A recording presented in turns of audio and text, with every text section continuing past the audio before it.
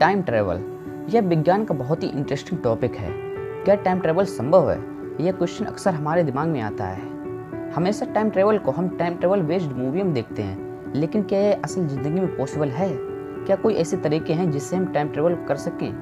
वैसे तो time travel एक कल्पना मात्र ही है, लेकिन अगर हम विज्ञान के नज़रिए से देखें तो टाइम ट्रैवल पॉसिबल है। सो फ्रेंड्स, इस वीडियो में हम बात करेंगे कि टाइम ट्रैवल कैसे संभव है, और हम एक थ्योरी के बारे में भी बात करेंगे जो ये कहती है कि भूतकाल में टाइम ट्रैवल करना पॉसिबल नहीं है, यानी हम बीते हुए कल में नहीं जा सकते। लेकिन ऐसा क्यों?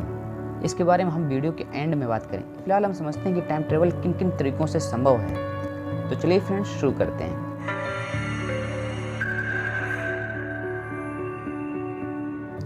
नंबर 1, लाइट की स्पीड के द्वारा। महान वैज्ञानिक अल्बर्ट आइंस्टाइन की थ्योरी ऑफ रिलेटिविटी के अनुसार यदि कोई वस्तु प्रकाश की गति के बराबर या उसके आसपास गति करती है तो उस वस्तु के लिए समय बहुत धीमा गुजरेगा। स्पीड और टाइम एक दूसरे के एंटी प्रोपोर्शनल होते हैं। अगर स्पीड बढ़ती है तो समय धीमा हो जाता है। यदि हम प्रकाश की गति से एक दिन यात्रा करते हैं तो धरती पर 4 साल बीत चुके होंगे और हम 4 साल आगे फ्यूचर में पहुंच जाएंगे। लेकिन थ्योरी ऑफ रिलेटिविटी के अकॉर्डिंग कोई भी वस्तु लाइट की स्पीड के बराबर गति प्राप्त नहीं कर सकती। अगर हमने कभी ऐसी मशीन बना भी ली जो लाइट की स्पीड के बराबर गति कर सके तो उस मशीन को चलाने के लिए हमारे पास कोई भी एनर्जी सोर्स नहीं होगा, क्योंकि मशीन को लाइट की स्पीड से चलाने के लिए इनफाइनाइट एनर्जी की ज़रूरत होगी, जो कि दे पाना इम्पॉसिबल है। लेकिन केवल लाइट की स्पीड से गति करने पर टाइम पर फर्क नहीं पड़ता, बल्कि काफ़ी स्पीड से भी यात्रा करने पर भी समय पर फर्क पड़ता है। इसे मेज़र करने के लिए अक्टूबर 1971 में वैज्ञानिकों ने एक प्रयोग किया था, जिसमें उन्होंने 2 एटॉमिक घड़ी ली। उन्होंने एक घड़ी को एक हवाई जहाज में रख दिया और दूसरी घड़ी को अपनी ही लैब में रखा।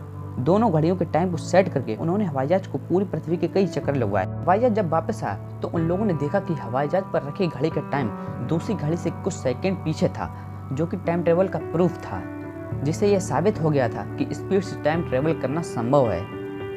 नंबर 2, ब्लैक होल के द्वारा।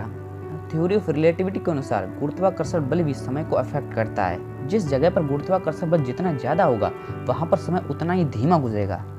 ब्लैक होल की डेंसिटी और गुरुत्वाकर्षण बल बहुत ज़्यादा होता है, इसलिए ब्लैक होल के पास समय बहुत ही धीमा गुजरता है।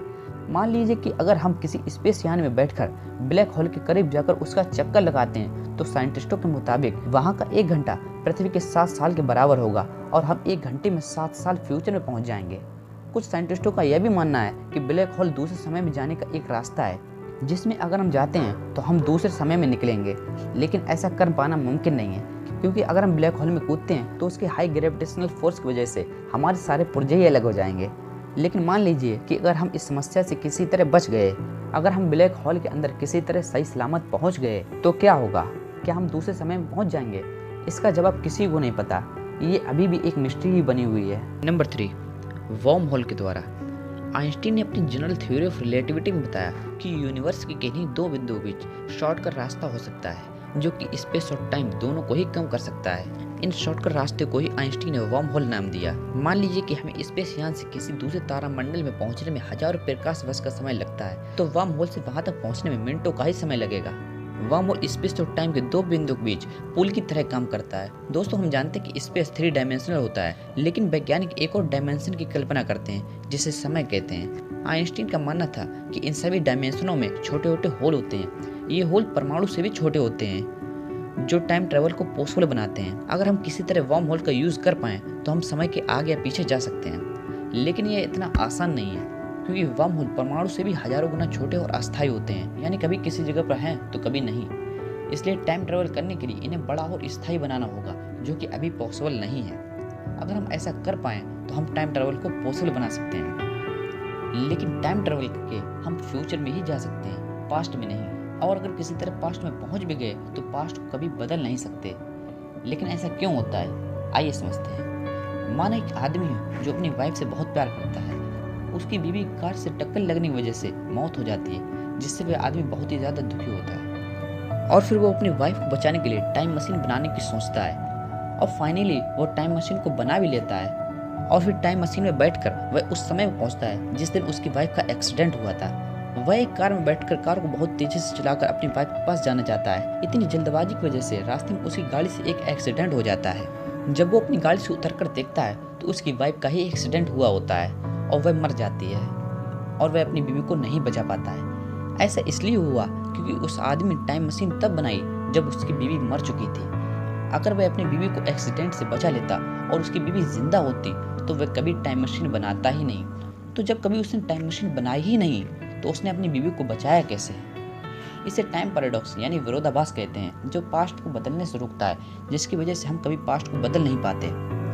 एक और उदाहरण से समझते हैं। मान लीजिए आप पास्ट में टाइम ट्रेवल करके अपने दादाजी के ज़माने में पहुंचते हैं। वहां पर आप उन्हें उनकी शादी से पहले ही मार देते हैं, तो आपका जिंदा होना मुमकिन ही नहीं, क्योंकि आपके दादाजी की डेथ की वजह से आपके पिताजी इस दुनिया में नहीं आएंगे, जिसकी वजह से आप इस दुनिया में एग्जिस्ट ही नहीं करेंगे।